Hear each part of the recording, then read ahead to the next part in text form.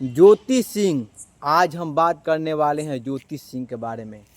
तो ज्योति सिंह आज पूरे काराकाट में घर घर जाकर, एक ऐसी ही बेटी है ज्योति सिंह कि पूरे काराकाट में घर घर जाकर वोट मांग रही है और बेचारी का आंख में आंसू टपक रहा है।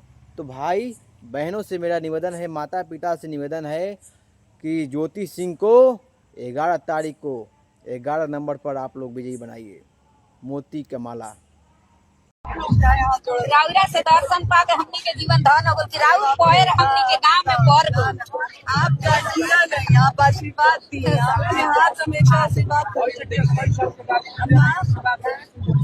एक बेटी के एक मौका देने के बर्थडे भाई मोदी हाथ चुनाव छीनते आई 11 नंबर याद रखो।